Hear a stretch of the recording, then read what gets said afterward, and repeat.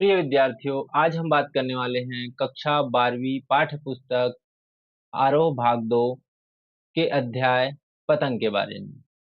यह कविता आलोक धनवा के द्वारा लिखी गई है।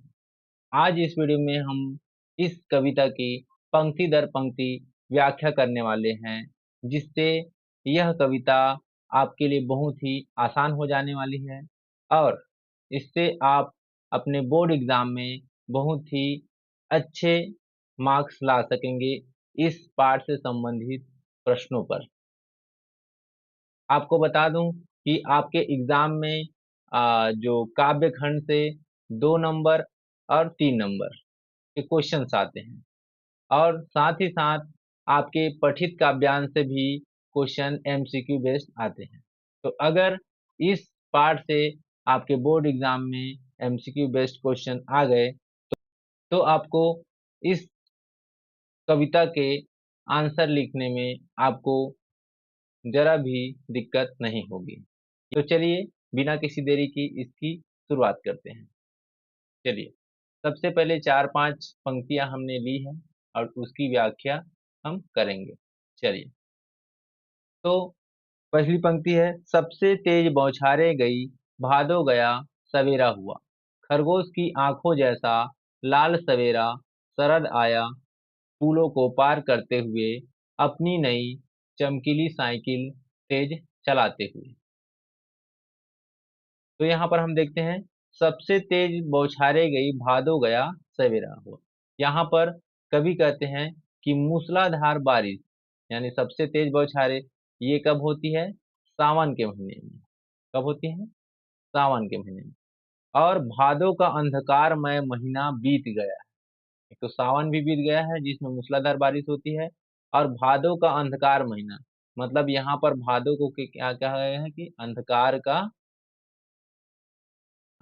का प्रतीक कहा गया है, जो कि क्या है?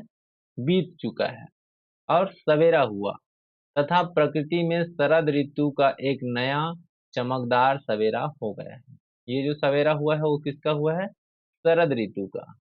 शरद ऋतु यानी जो वर्षा ऋतु होते हैं उसके पश्चात जो आने वाला ऋतु है। ऋतुएं कुल मिलाकर कितने हैं? 6 ऋतुएं होती है।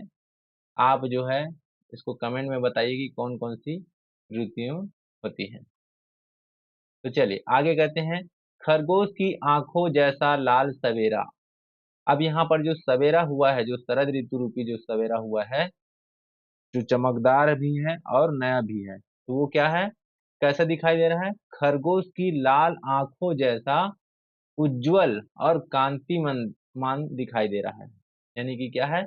बहुत ही ज्यादा चमकदार है और जिस तरह से खरगोश की आंखें होती है उसी तरह से वह सवेरा जो है दिखाई दे रहा है। शरद आया पुलों को पार करते हुए। और आगे कह रहे हैं कि जो शरद ऋतु है वो क्या है? बालक के समान है। तो यहाँ पर शरद ऋतु को बालक कहा गया है, शरद रूपी बालक।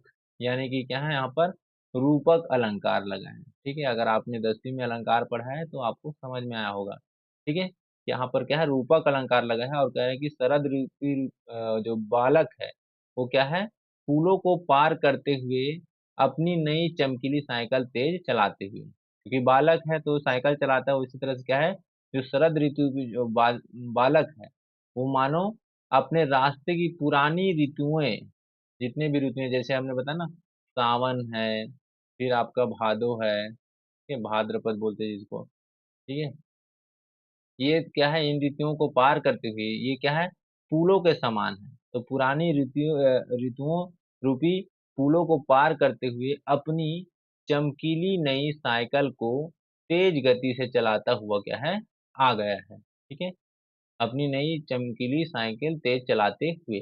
तो यहाँ पर कुल मिलाकर के यहाँ पर शरद ऋतु का एक मानवीकरण किया गया है और उसको क्या है? साइकिल चलाते हुए आते हुए यहाँ पर कवि जो है वर्णन करते हैं, बालक के रूप में उनको देख रहे हैं। आगे इनकी आगे की पंक्तियां कहती है, घंटी बजाते हुए जोर जोर से। क्या है? घंटी बजाते हुए जोर जोर से, चमकीली इशारों से बुलाते हुए, पतंग उड़ाने वाले बच्चों के झुंड को चमकीले इशारों से बुलाते हुए, और आकाश को इतना मुलायम बनाते हुए कि पतंग ऊपर उठ सके। और यहाँ पर कवि कहते हैं कि शरद रूपी जो बालक है वो अपनी साइकिल की घंटी क्या है जोर जोर से बजाकर और चमकीले इशारों से बुलाते हुए अपनी चमकीले इशारों से पतंग उड़ाने वाले बच्चों के समूह को बाहर मैदान में बुला रहा है। यानी कि क्या है, जो चमकीले इशारे हैं, चमकीले इशारे मतलब यहाँ पर क्या है, धूप और उत्साह से है, उत्साह से भरे आमंत्रण।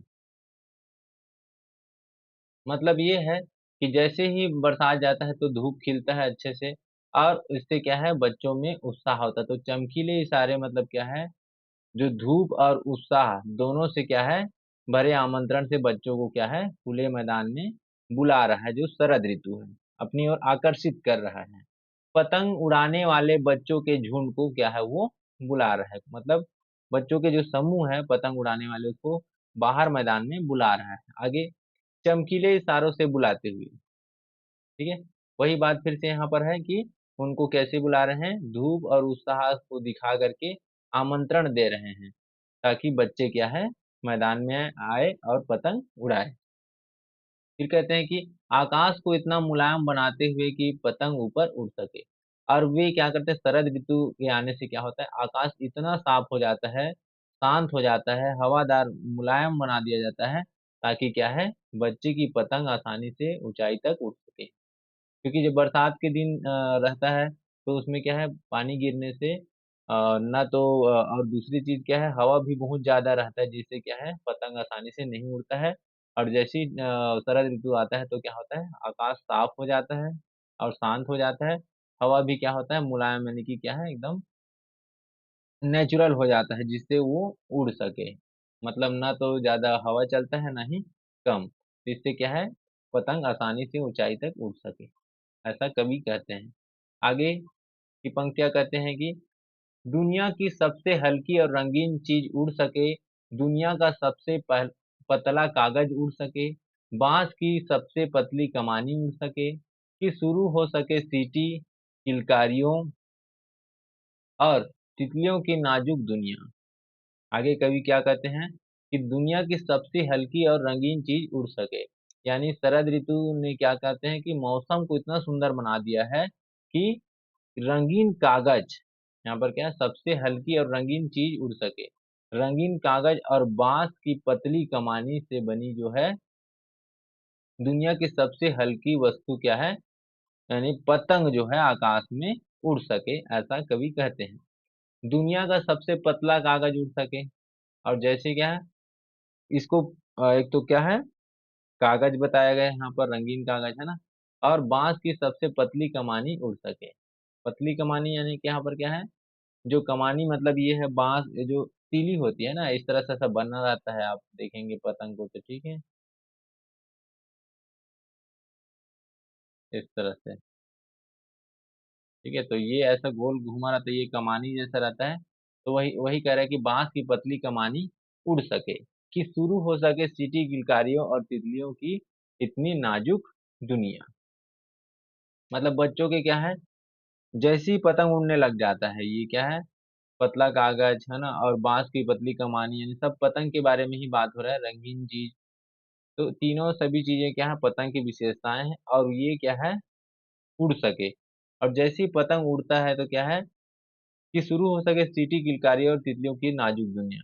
और बच्चों अपार उत्साह भर जाता है उनमें, और क्या है पूरे वातावरण में क्या होने लग जाता है चींटियां, चींटी और किलकारियां मतलब जो आवाज है बच्चों की है ना, चिल्लाहट पुकार कह सकते हो, और तितलियों की नाजुक दुनिया और उड़ती पतंगों रूपी जो रंग बिरंगी तितलियां हैं कि कोमल दुनिया क्या है खिल उड़ती है। आगे कहते हैं कि जन्म से ही वे अपने साथ लाते हैं कपास, पृथ्वी घूमती हुई आती है उनके बेचैन पैरों के पास, जब वे दौड़ते हैं बेसुध छतों को भी मुलायम बनाते हुए दिशाओं को मृदंग की तरह बजाते हुए।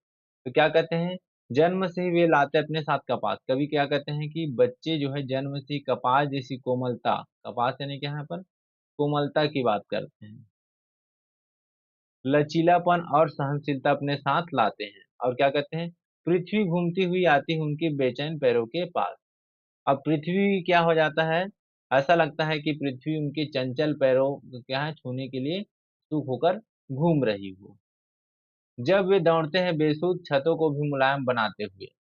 जब वे पतंग क्या है उड़ाने के जुनून में छतों को बिना किसी डर के मग्न होकर जब दौड़ते हैं, बेसुध होकर के दौड़ते हैं, मतलब उनको क्या है कोई सुध नहीं होता है, मतलब बेखबर रहते हैं वो। कैसे रहते हैं? बेखबर रहते हैं। जब वो दौड़ते हैं छतों को भी मुलायम बनाते हुए, मतलब ये है कि उन्हें कठोर छतें भी क्या है कोमल महसूस होती है, क्योंकि उनमें जुनून होता है। दिशाओं को मृदंग की तरह बजाते हुए उनकी धम धम करती जो टापों होती है, मतलब जैसे वो दौड़ते हैं तो जो छत है वो बजते हैं और किलकारियों से क्या है चारों दिशाएं क्या है मृदंग के मधुर गीत की तरह क्या है गूंज उठती है। और ऐसा लगता है कि क्या है धरती स्वयं उनकी चंचल पैरों को छूने के लिए उत्सुक होकर घूम रही हो। ठीक है। पृथ्वी घूमती हुई आती है उनके बेचैन पैरों के पास। आगे आगे की लाइन है, जब वे पेंग भरते हुए आते हैं डाल की तरह लचीले वेग से अक्सर छतों के अक्सर खतरनाक किनारों तक, उस समय गिरने से बचाता है उन्हें सिर्फ उनके ही रोमांचित शरीर का संगीत। तो क्या कहते हैं, कवि कहते हैं कि पतंग उड़ाते समय बच्चे क्या है पेड़ की लचीली डालियों की तरह छतों के खतरनाक किनारों तक झूलते हुए पहुंच जाते हैं। पेंग भरते हुए मतलब क्या है झूलना, झूले की तरह क्या है झूलते हुए क्या है वो चले आते हैं, जैसे डाल की तरह लचीले वेग से अक्सर वो झूलते हुए आते हैं। तो वही कह रहे हैं कि पेड़ की लचीली डालियों की तरह छतों के खतरनाक किनारों पर वो झूलते हुए पहुंच जाते हैं।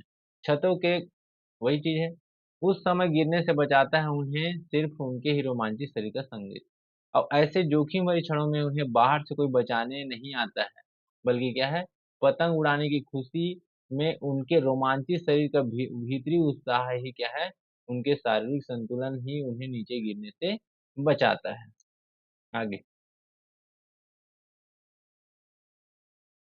आगे की पंक्तियों में कहते हैं कि पतंगों की धड़कती ऊंचाइयां उन्हें थाम लेती है, महज एक धागे के सहारे पतंगों के साथ वे भी उड़ रहे हैं अपने रंध्रों के सहारे।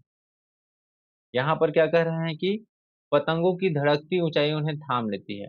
और कवि कहते हैं कि आकाश में पतंगों की उड़ती हुई जो ऊंचाइयां हैं उन्हें अपनी डोरी के जरिए मानो बच्चों, यहाँ पर कवि क्या कल्पना कर रहे हैं कि मानो बच्चों को नीचे गिरने से थाम रखती है, यानी कि जैसे ही वो पतंग ऊपर की ओर उड़ता है ऐसे, है ना, तो ये क्या है ऐसा लगता है कि ये क्या है बच्चों को थाम के रखा हुआ है ऐसा लगता है।